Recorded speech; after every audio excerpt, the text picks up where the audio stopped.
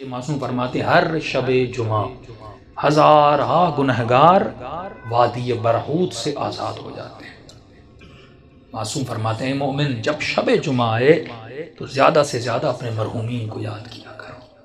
ایک روایت میں آئے فرمایا جن کے والدین مرحوم ہو گئے، فرمایا ہر شب جمعہ تمہاری بوڑھی ماں تمہارے در پہ آتی ہے، تمہارا بوڑھا باپ تمہارے گھر پہ آتا ہے اور کیا سوال کرنے آتی ہے، میرے لال مجھے کوئی خیرات دو، مجھے کوئی ثواب دو۔ معصوم فرماتے ہیں یہ غافل انسان پوری رات سوتا رہتا ہے، یہ کھڑی رہتی ہے یہاں تک کہ صبح ہو جاتی ہے۔ ملائک کہتے ہیں اب جانے کا وقت ہے، کہتی ہے نہیں اب اٹھے گا نماز پہ، مجھے کچھ نہ کچھ تو خیرات دے گا، لیکن فرماتے سورج نکل جاتا ہے، یہ غفلت کی نیند میں سوتا رہتا ہے۔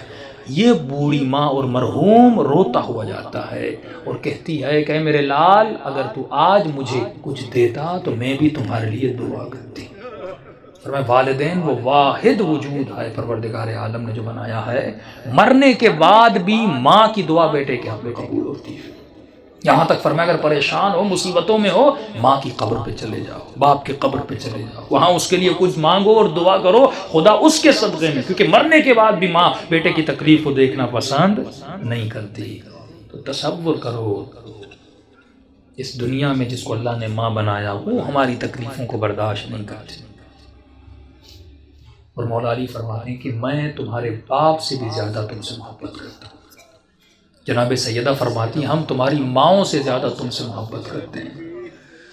امام رضا فرماتا ہے مومن اگر امام سمجھ کے ہم سے باتیں نہیں کر سکتا تو باپ سمجھ کے بات نہیں کر، باپ سمجھ کے نہیں کر سکتا، بھائی سمجھ کے بات نہیں کر، بھائی سمجھ کے بات نہیں کر سکتا، یہاں تک فرمایا دوست سمجھ کے بات نہیں کر، کبھی ہم سے ناراض نہ ہوا کر۔ ایک مولا کا چاہنے والا گنہگار تھا، ساتھ امام کا زمانہ تھا، گلی پتلی سی تھی اور شراب کی اس میں عادت تھی، ہاتھ میں شراب تھا اور آگے بڑھ رہا تھا، سامنے امام کو آتے ہوئے دیکھا، شرمندہ ہوا کہ مولا کو کیسے میں فیس کروں گا، اس نے فوراً اپنا چہرہ دیوار کی طرف کر دیا تاکہ مولا گزر جائے اور مجھے نہ دیکھیں۔ امام جیسے آئے اس کے قریب آئے، اس کی پیٹھ پہ ہاتھ لگایا، کہا کہ اپنا منہ کیوں پھیرا ہے؟ فوراً اس نے چہرہ امام کا مولا میں نے دیکھا نہیں، بہانہ بنایا۔ تو امام نے کہا ہاتھ میں کیا ہے؟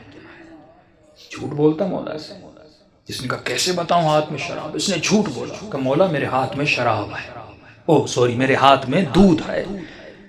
تو امام نے کہا اگر دودھ ہے تو تھوڑا ہمیں بھی پلا، ہم بھی پینا چاہتے ہیں۔ اب کہتا ہے میرے ہاتھ کانپ رہے تھے، تھا تو شراب اس برتن میں، کروں تو کیا کروں؟ کہتا جیسے میں نے اس برتن سے اس شراب کو اتارا تو وہ دودھ میں بدل گیا۔